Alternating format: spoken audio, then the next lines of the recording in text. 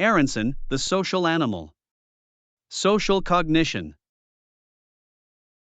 The story of the young girl from the mining town who believed a broken window meant death is an example of how a simple external fact and superstition can impact our beliefs. Similarly, the medieval practice of emptying chamber pots out the window was born out of a belief that nudity was sinful and that an unclothed body was subject to attack by evil spirits. The story of pesticide runoff and deaths due to the AIDS virus is another example of how societal beliefs can impact people's actions. Despite the availability of condoms, more than 150 million people died of the AIDS virus because of the belief that talking frankly about sexual parts was sinful and could cause harm.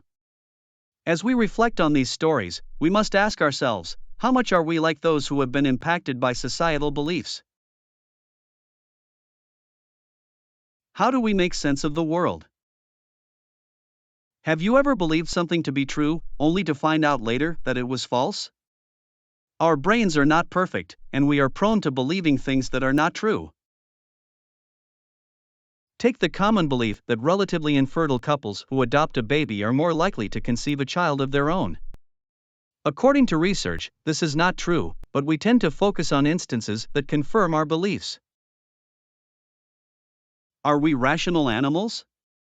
One view is that we engage in a philosophic calculus, or happiness calculation, to determine what is good and bad. Another view is that we think like naive scientists. We look for consistency, consensus, and distinctiveness to explain someone's behavior. However, rational thought requires access to accurate, useful information and mental resources to process data. These conditions rarely hold in everyday life. We don't have a God's eye view of the world and are often limited by our perspectives and biases. This can be challenging even in simple decisions like purchasing a car. We are bombarded with messages and decisions every day, making it impossible to devote full-scale analysis to every problem. The effects of context on social judgment. The contrast effect is a prime example of how context can influence our perception. When presented with a clearly inferior option, we tend to view the other options more favorably. Priming is another factor that can shape our social judgments. Recently encountered or frequently activated ideas are more likely to come to mind and influence our interpretation of social events. Decision framing is also crucial in social judgments. How information is presented can significantly impact our decision-making. People tend to avoid losses, which can lead to different decisions based on how options are framed. Finally, the dilution effect can weaken the impact of relevant information when irrelevant or non-diagnostic information is added. This can affect how we perceive individuals or make judgments about them. Judgmental heuristics. The representative heuristic is one way we make sense of the world. We use similarity to infer that one object or person behaves like another. But this can lead to faulty conclusions. For example, assuming that all expensive products are of good quality because one high-priced item was. The availability heuristic relies on how easily examples or information come to mind. People might believe that shark attacks are more common because of media coverage. The attitude heuristic is when we use our attitudes to discern what we believe is true. This can lead to biased judgments. Categorization and social stereotypes. Categorization plays a significant role in our social judgments and interactions. The illusory correlation is a common phenomenon where we perceive a relationship between two entities that is not actually present.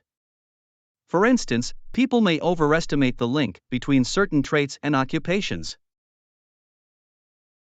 Categorization can lead to the in-group/out-group effect. The homogeneity effect causes us to view members of the outgroup as more similar to each other than they actually are. On the other hand, in-group favoritism leads us to favor and allocate rewards to individuals within our own group. These categorization effects can have significant consequences, influencing our decisions, attitudes, and behaviors towards others. They can contribute to stereotypes, prejudices, and even impact political debates and social conflicts. Constructive predictions and reconstructive memory. Well, research shows that both predicting our reactions to future events and recalling past events are subject to significant errors.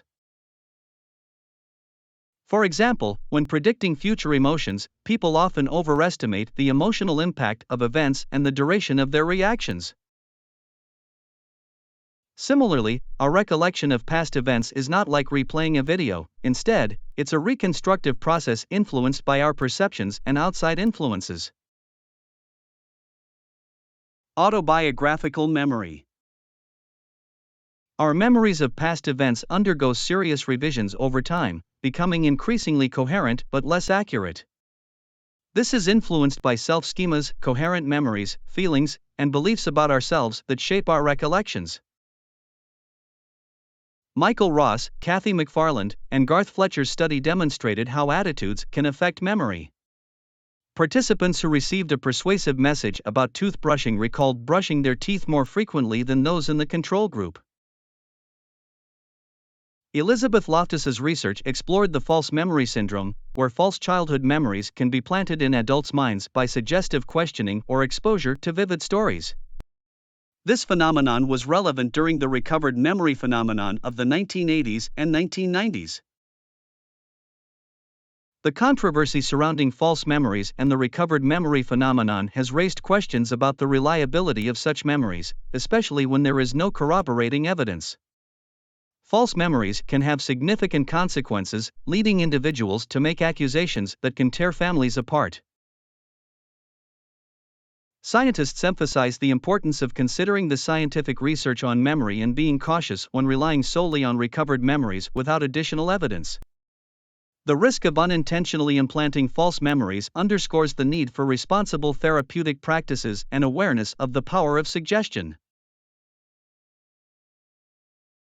How conservative is human cognition? Cognitive conservatism refers to our tendency to preserve pre-existing knowledge, beliefs, attitudes, and stereotypes.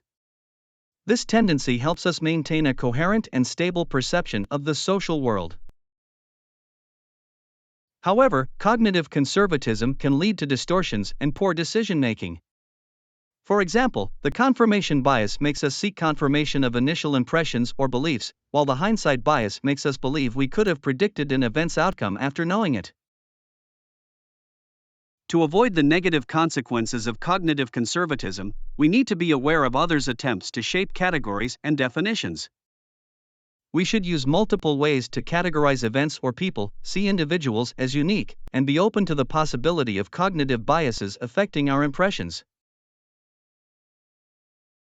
How do attitudes and beliefs guide behavior? Research shows that attitudes can weakly predict behavior. However, highly accessible attitudes are more likely to guide behavior. Attitudes can influence behavior by selectively interpreting and perceiving a situation. Highly accessible attitudes are more likely to be the primary factor used in guiding behavior. Attitudes can affect behavior indirectly by creating expectations and perceptions about others' behavior. Experiments show how priming hostile or gentle concepts can influence subsequent behavior and perceptions in social interactions.